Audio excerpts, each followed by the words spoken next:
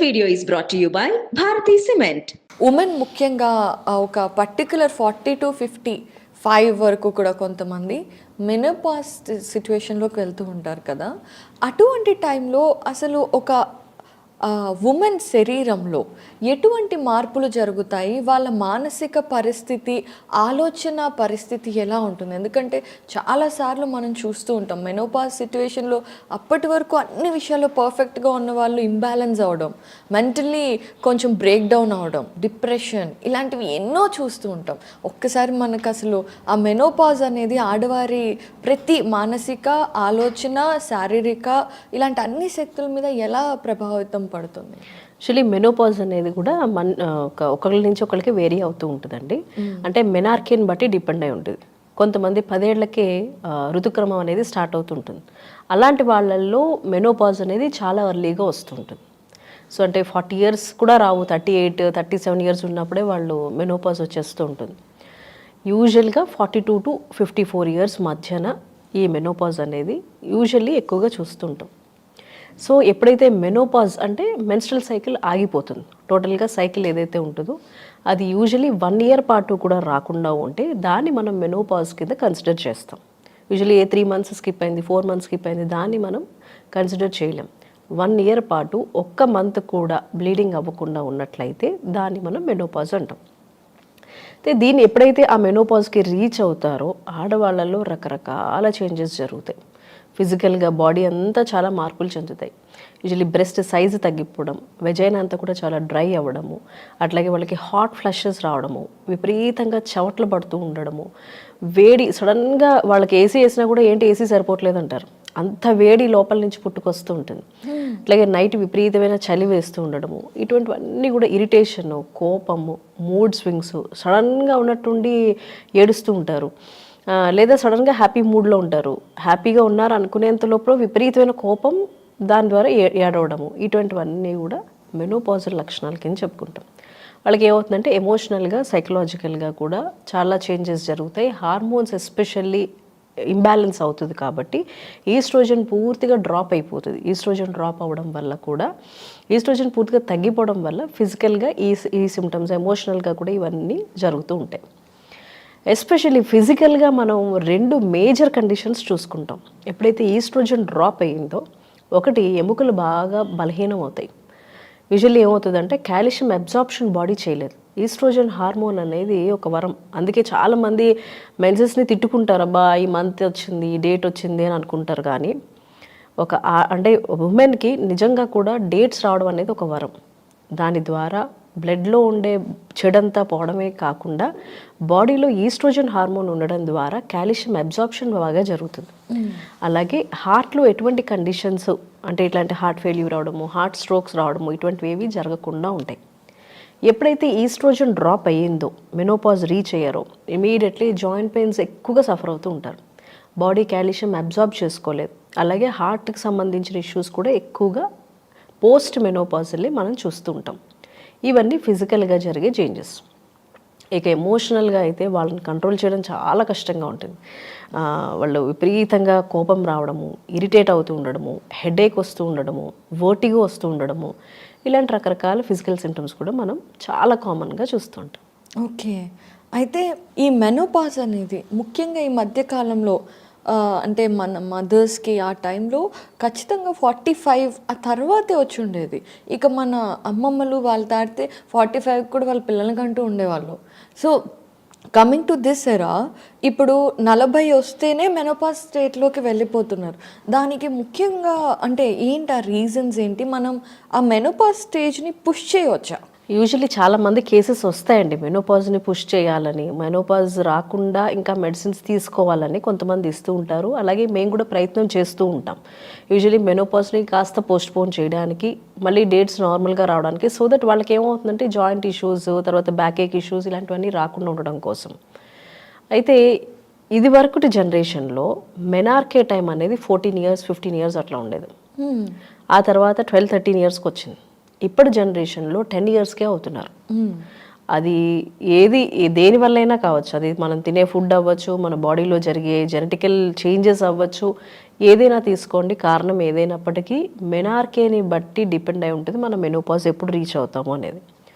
ఎర్లీగా మెనార్కే వస్తే ఎర్లీగా మెనోపాజ్ వస్తుంది. 10 yearsకి మెనార్కే వచ్చింది, సో డెఫినెట్లీ వాళ్ళు మెనోపాజ్ అనేది 37, 38 లోపల మెనోపాజ్ వచ్చేస్తుంది. అదే వాళ్ళు 13, 14 yearsకి అయ్యారు, definitely it takes 45 years. 15 years దాటింది, 15 years, 14 to 15 years, డెఫినెట్లీ ఒక 50 years వరకు రీచ్ అవ్వగలుగుతున్నారు. అంటే ఈ మధ్య అంటే ఈ ఏదైతే మినార్కీ నుండి మెనోపాజ్ వరకు మధ్యలో టైమ్స్ ఏదైతే ఉందో, ఇప్పటి కాలంలో లేట్ మ్యారేజెస్ కానివ్వండి, లేదంటే లైఫ్ స్టైల్, ఫుడ్ హ్యాబిట్స్ ఇవన్నీ కూడా ఉంటున్నాయి, సబ్స్టాన్స్ అబ్యూస్ ఉంటుంది, అలాగే నికోటిన్ యూసేజ్ ఉంటుంది, డ్రింకింగ్ ఆల్కహాల్ ఉంటుంది, ఇలా ఎన్నో కారణాలు ఉంటాయి కదా. మెనార్కీ టైమ్స్ కరెక్ట్గా 13, 14కి అయినా కూడా ముందుగానే చాలా మందికి మెనోపాజ్ వచ్చే సిట్యుయేషన్స్ని కూడా చూస్తున్నాం. It all depends on what we eat అండి. ప్రతి దానికి, ప్రతి రోగానికి కూడా మీరు చెప్పినట్టుగా ఇప్పుడు మనం తీసుకునే కాఫీ దగ్గర నుంచి మొదలు పెడితే ఏదైనా ఎక్సెస్గా వెళ్ళినప్పుడు ఖచ్చితంగా బాడీ మీద ఇంపాక్ట్ ఉంటుంది. అది ఏదైనా తీసుకొనివ్వండి, మనం ఫుడ్ దగ్గర నుంచి తీసుకునే, కొంతమంది సిగరెట్ స్మోకింగ్ అలవాట్లు ఉంటాయి, కొంతమంది ఆల్కహాల్ తీసుకుంటారు, ఇలాంటి వాళ్ళల్లో కూడా ఈ ప్రీ మెనోపాజల్ సిచ్యువేషన్స్ ఎక్కువ చూస్తాం. సో ఇప్పుడు మీరు చెప్పినవన్నీ కూడా one of the reasons to attain menopause in early stage. So ఎర్లీగా చూడడానికి మనం తీసుకునే ఫుడ్ ఎలా ఉంటుంది, మనం ఎక్కువ ఆల్కహాల్ తీసుకుంటున్నామా, స్మోకింగ్ ఏమైనా ఎక్కువ చేస్తున్నారా, మందులు ఏమైనా వాడుతున్నారా, ఇప్పుడు రకరకాల ట్రీట్మెంట్స్ వచ్చాయి, సో ప్రతిదానికి సైడ్ ఎఫెక్ట్స్ ఉంటాయి. అట్లాగే యూజువల్లీ చాలా వరకు చెప్పాలంటే మనం తీసుకునే ఫుడ్ ఏదైతే మంచి ఆహారం ఉందో, చూడండి ఇప్పుడు చాలామంది ఘీ తీసుకోవడం మానేశారు, నెయ్యి తీసుకోవడం ద్వారా కూడా బాడీలో సర్టెన్ లూబ్రికేషన్స్ అయ్యి ఏ టైంకి ఏది జరగాలో హార్మోన్స్ అన్ని బ్యాలెన్స్లో ఉంటూ ఓవ్యులేషన్ అనేది కూడా చాలా కరెక్ట్ టైంకి అవుతూ ఉంటుంది. బట్ మనం ఏదైతే మంచిదో దాన్ని ఆపెట్టాం, అక్కర్లేని చీజులు ఎక్కువ మొదలుపెట్టాం. సో దీని ద్వారా ఏమవుతుందంటే ఆటోమేటిక్లీ బాడీలో రకరకాల చేంజెస్ జరుగుతూ ఉంటాయి. మెనోపాజ్ అనేది చాలా ఎర్లీ అయిపోతూ వస్తుంది. చాలామంది 40 years అటైన్ అవుతూనే, 40 years రీచ్ అవుతూనే మెనోపాజ్ అటైన్ అవుతున్నారు. సో యూజువలీ మనం తినే ఫుడ్ ఏది మంచి ఫుడ్ తీసుకోవాలో దాన్ని ఆపిపెట్టాము, ఏది తీసుకోకూడదో దాన్ని ఎక్కువగా ఇంక్రీజ్ చేసాం. సో ఫుడ్ అన్ని విషయాల్లో plays a key role. So ఈ రకంగా మనం చూసుకున్నట్లయితే మెనోపాజ్కి ఫుడ్ అనేది, అంటే త్వరగా రావడానికి food is also a key role. Correct. So ముఖ్యంగా మీరు అన్నట్టుగా ఎప్పుడైతే మెనోపాజ్ స్టేజ్ వస్తుందో అప్పుడు ఆడవాళ్ళు డిఫరెంట్ స్టేజెస్ ఆఫ్ ఎమోషనల్ ఇంబ్యాలెన్సెస్లోకి వెళ్తూ ఉంటారు, అలాగే ఫిజికల్గా కూడా చాలా ప్రాబ్లమ్స్ ఫేస్ చేస్తూ ఉంటారు, బయటికి చెప్పుకోలేరు కూడా కొన్ని అయితే. సో అలాంటి టైంలో మీరు చూసిన కేసెస్లో ముఖ్యంగా బాగా ఇబ్బందికరంగా అనిపించే ఇదేంటండి? ఎస్పెషల్లీ ఎమోషనల్లీ కంట్రోల్ చేసుకోలేరండి, చాలా ఇబ్బంది పడుతూ ఉంటారు. ఇరిటేషన్, యాంగ్జైటీ ఎక్కువ ఉంటుంది, యాంగ్జైటీ ఎక్కువ ఉండి డిప్రెషన్లోకి వెళ్తూ ఉంటారు. కొంతమందిలో అయితే సూసైడల్ టెండెన్సీస్ వస్తాయి, వాళ్ళకి జీవితం మీద విరక్తి భావనతో ఉంటారు, చాలా ఎక్కువగా ఉంటుంది. కొంతమందికి వీపింగ్ టెండెన్సీ ఉంటుంది, వాళ్ళు మెనోపాజ్ రీచ్ అవుతూనే విపరీతంగా ఏడుస్తారు, మాట్లాడుతూ కూడా ఏడుస్తూనే ఉంటారు. ఇవన్నీ ఎమోషనల్ ఇంబ్యాలెన్సెస్. సో వాళ్ళు ఎప్పుడైతే హార్మోన్స్ లోపల ఇంబ్యాలెన్స్ అయిందో ఎమోషనల్లీ కూడా చాలా ఇంబ్యాలెన్స్ అవుతూ ఉంటారు. సో ఎస్పెషలీ మెనోపాజ్లో mind symptoms place a key role, and వాటిని కంట్రోల్ చేయడం, వాళ్ళంతా వాళ్ళు కంట్రోల్ చేసుకోవడం చాలా కష్టతరంగా మారుతూ ఉంటుంది. దీంతోపాటు ఇంకొక 2 మేజర్ కండిషన్స్ చెప్పినట్లయితే మన joint issues and heart issues, ఈ 2 కండిషన్స్ని కూడా ఎక్కువగా చూస్తూ ఉంటాం. మీరు ఎక్కువ చూడండి, మోకాళ్ళు అరిగిపోయి ఉంటారు, లేదా ఇంకొక ఇంపార్టెంట్ పాయింట్ ఏంటంటే చాలామంది హిస్టెక్టమీ చేయించుకుంటూ ఉంటారు. హిస్టెక్టమీ చేయించుకున్నప్పుడు మొత్తం గర్భాశయం ఏదైతే ఉందో గర్భసంచి మొత్తం తీసేస్తారు. అది రకరకాల కారణాల వల్ల, అది మామూలుగా ఎండోమెట్రియల్ థిక్నెస్ ఎక్కువ పెరిగిపోయి ఎక్కువ బ్లీడింగ్ అవుతున్నప్పుడు, ఇలా రకరకాల కండిషన్స్ వల్ల హిస్టెక్టమీ జరుగుతూ ఉంటుంది. వాళ్ళల్లో కూడా ఈస్ట్రోజన్ హార్మోన్ తగ్గిపోతూ ఉంటుంది. ఓకే. సో ఎప్పుడైతే ఈస్ట్రోజన్ హార్మోన్ తగ్గుతూ ఉంటుందో ఆటోమేటిక్గా కాల్షియం అబ్జార్ప్షన్ సరిపోదు, అవ్వదు బాడీకి. ఎప్పుడైతే అలా జరగదో వాళ్ళల్లో కూడా ఎక్కువ మోకాలు నొప్పులు చూస్తూ ఉంటాం. సో మనం కొన్ని సివియర్ కండిషన్స్, ఎస్పెషల్లీ నేను చూసినంత వరకు అయితే ఎక్కువగా జాయింట్ పెయిన్స్ ఎక్కువ చూసాం, ఎమోషనల్ ఇంబ్యాలెన్సెస్ ఎక్కువ చూసాం. ఆ రెండింటిని వాళ్ళు కంట్రోల్ చేసుకోవడం అనేది చాలా కష్టంగా ఉంటుంది. సడన్ మూడ్ వేరియేషన్స్ ఉంటాయి. యాంగ్జైటీ ఎక్కువ ఉన్నప్పుడు వాళ్ళకి దేని మీద అసలు ఇంట్రెస్ట్ అనేదే ఉండదు. అది చెప్పడానికి చాలా ఈజీగా మనం మామూలుగా చెప్పుకుంటాం, కానీ అది పడే వాళ్ళకి చాలా సివియర్గా ఉంటుంది. యాంగ్జైటీ కానీ, డిప్రెషన్ కానీ, మూడ్ స్వింగ్స్ కానీ, సడన్గా హాట్ ఫ్లషెస్ రావడము, విపరీతమైన చెమటలు పట్టడం, ఒళ్ళంతా తడిసిపోతుంది చెమటలతోటి. సో వాళ్ళకు కూడా చాలా అర్థం కాదు, ఒళ్ళంతా మంటలు వస్తూ ఉంటాయి అండ్ బాడీ షేప్ స్ట్రక్చర్ కూడా మారిపోతూ ఉంటుంది. ఎస్పెషల్లీ బ్రెస్ట్ సైజ్ తగ్గడము, వెజైనల్ డ్రైనెస్ ఎక్కువ అవుతూ ఉండడము. అప్పుడు ఏమవుతుంటే వెజైనల్ పీహెచ్ అంతా కూడా మారిపోయి ఈజీగా ఇన్ఫెక్షన్స్ అవుతూ ఉంటాయి, యూరినరీ ట్రాక్ ఇన్ఫెక్షన్స్ అవుతూ ఉంటాయి, వెజైనల్ ఇన్ఫెక్షన్స్ అవుతూ ఉంటాయి. సో ఇవన్నీ కూడా జరిగే చేంజెస్. సో ఎక్కువ సివియారిటీ చూసేది మనం ఎమోషనల్లీ ఇంబ్యాలెన్స్ ఉండడము, మెంటలీ చాలా డిప్రెస్డ్ స్టేట్లో ఉండడము అండ్ జాయింట్ ఇష్యూస్ ఎక్కువ సీరియస్ కండిషన్స్గా చెప్తాం. అయితే ఇవన్నిటిని అంటే ముఖ్యంగా మనం బ్యాలెన్స్ చేసుకునే స్టేట్లో ఉండం కాబట్టి మన ఇంట్లో ఉండే ఇతర కుటుంబ సభ్యులు, ముఖ్యంగా పార్ట్నర్స్, ఆ టైంలో వాళ్ళే మనకి ఎమోషనల్ సపోర్ట్ ఇవ్వగలిగింది.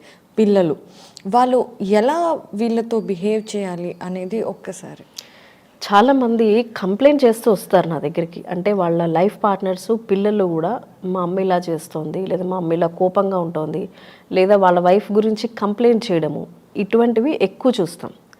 బట్ ఇప్పుడు మీరు అడిగిన క్వశ్చన్ దాని ప్రకారం చాలా మంచి క్వశ్చన్ ఏంటంటే, అట్లీస్ట్ అసలు ఫస్ట్ మనం ఎలా అర్థం చేసుకోవాలి. బికాస్ అది వాళ్ళు వాంటెడ్లీ చేస్తున్నది కాదు, లోపల జరిగే హార్మోనల్ ఇంబ్యాలెన్సెస్ వల్ల బాడీకి ఒక సర్టెన్ టైం పడుతుంది. ఆ మెనోపాజ్ అంటే pre menopause, menopause, post menopausal, ఈ ఒక సర్టెన్ టైం వరకు కూడా, ఇప్పుడు ఫర్ ఎగ్జాంపుల్ 43కి వాళ్ళు మెనోపాజ్ అటైన్ అయిపోయారు, 1 ఇయర్గా వాళ్ళకి లేదనుకోండి, దానికి 42 ఇయర్స్ 41 ఇయర్ అప్పటి నుంచి కూడా ఈ సిమ్టమ్స్ స్టార్ట్ అవుతాయి. దాన్ని ప్రీ మెనోపాజల్ సిమ్టమ్స్ అంటాం. మెనోపాజ్ టైంలో ఆల్రెడీ ఉంటుంది. ఇంకొక 1 ఇయర్ వరకు కూడా పోస్ట్ మెనోపాజల్ సిమ్టమ్స్ ఎక్స్టెండ్ అవుతూ ఉంటాయి. సో ఒక 2-3 ఇయర్స్ వరకు కూడా ఒక ఉమెన్కి definitely takes time again to become normal. అంటే నార్మల్గా ఇరిటేషను, ఎమోషనల్ ఇంబ్యాలెన్సెస్ లేకుండా ఉండడానికి ఒక సర్టెన్ టైం అయితే పడుతుంది. దానికి ఈ కోపం వచ్చి అరుస్తున్నప్పుడు యూజువల్లీ ఆడవాళ్ళు చాలా గట్టిగా అరుస్తారు, కోపం ఎక్కువ ఉంటుంది వాళ్ళకి ఆ టైంలో. యూజువల్లీ ఏమనుకుంటారంటే అది కావాలని చేస్తున్న బిహేవియర్లా అనిపిస్తుంది. అది యూజువల్లీ ఇంట్లో అర్థం చేసుకోవాల్సిన విషయం ఏంటంటే, ఇది వీళ్ళు కావాలని చేస్తున్న విషయం కాదు, హార్మోనల్ ఇంబ్యాలెన్సెస్ వల్ల ఒక సర్టెన్ స్టేజ్ రీచ్ అవుతున్నారు కాబట్టి అది అర్థం చేసుకుని వాళ్ళు దానికి ఎటువంటి రియాక్షను లేదా దాన్ని ఏదో ఒక ఇష్యూ కింద చేసుకోకుండా దాన్ని కొన్ని రోజులు వదిలిపెట్టేసినట్లయితే she'll also normal cool down అవుతారు. వీళ్ళకు కూడా ఎటువంటి ప్రాబ్లము వీళ్ళ వల్ల ఉండదు. కాబట్టి వీళ్ళు అర్థం చేసుకుంటే యాక్చువల్లీ ఇష్యూస్ అవ్వకుండా ఉంటాయి. అదర్వైజ్ ఏమవుతుందంటే వీళ్ళకి ఇంకా యాంగ్జైటీ ఎక్కువయ్యి ఇంకా డిప్రెషన్లోకి వెళ్తూ ఉంటారు. బికాజ్ ఆ టైంలో కన్సోలింగ్ చాలా ఇంపార్టెంట్. ఆ కన్సోలింగ్ ఎస్పెషల్లీ లైఫ్ పార్ట్నర్ నుంచి రావాలి. బట్ ఆ టైంలో అది అర్థం చేసుకోకుండా చాలా వరకు ఏమవుతుందంటే ఎందుకు ఇలా ప్రవర్తిస్తున్నారు అనే ఒక కంప్లైంట్ అనేది స్టార్ట్ అవుతుంది. సో యూజువలీ మెనోపాజల్లో ఎవరైనా కూడా ఇది ఫేస్ చేయాల్సిందే, ఇంట్లో వాళ్ళు ఫేస్ చేయాల్సిందే. వాళ్ళ పిల్లల మీద కోపడుతూ ఉంటారు. చిన్న చిన్న దానికి చాలా ఎక్కువ, అంటే చిన్న చిన్న ట్రివియల్ థింగ్స్ అంట, స్మాల్ ఇష్యూస్కి చాలా గట్టిగా అవసరం లేనంత కోపడడం జరుగుతుంటుంది. సో ఇలాంటివన్నీ కూడా మెనోపాజల్లో కామన్. ఇంట్లో వాళ్ళ సపోర్ట్ చాలా అవసరం. ఇది కనుక కొన్ని ఇయర్స్ వాళ్ళకి హెల్ప్ చేసినట్లయితే వాళ్ళు చాలా హాయిగా, ఇది మళ్ళీ దేనికి దారి తీయకుండా హ్యాపీగా వాళ్ళు బయటకు వచ్చేస్తారు. చాలా బాగా చెప్పారు. మళ్ళీ దీనివల్ల ఇంకొక పెద్ద సమస్య రాకుండా ఉంటుంది. అయితే యంగ్ జనరేషన్స్కి మెనోపాజ్ మీద ఉండే ఒక భయం ఏంటి అంటే, menopause and sexual relations also co related అని. ఈజ్ ఇట్ ట్రూ అండి? అంటే యూజువల్లీ మెనోపాజ్లో జరిగే చేంజెస్ మనం చెప్పాం ఆల్రెడీ. వెజైనల్ డ్రైనెస్ ఎక్కువ అవుతుంది. సో ఇంటర్ కోర్స్ చేసినప్పుడు చాలా ఇబ్బందికరంగా మారుతూ ఉంటుంది. So they cannot allow that partner అనమాట. సో ఇలాంటి చేంజెస్ జరుగుతాయి కాబట్టి యూజువల్లీ వాళ్ళ మధ్యన దూరం రావడము, లేదా వాళ్ళు అర్థం చేసుకోలేకపోవడము, ఇటువంటివన్నీ జరుగుతూ ఉంటాయి. సో యూజువల్లీ దీనికి ఏం చేస్తారంటే కొన్ని లూబ్రికేషన్స్ ఇస్తూ ఉంటారు, అలాగే కొన్ని ట్యాబ్లెట్లు ఇస్తూ ఉంటారు. సో దట్ డ్రైనెస్ అనేది రాకుండా ఉండడము, బికాజ్ ఆ దూరం అన్నెసరీగా పెరగకుండా ఉండడానికి ఇటువంటి ప్రయత్నాలు అన్నీ జరుగుతూ ఉంటాయి.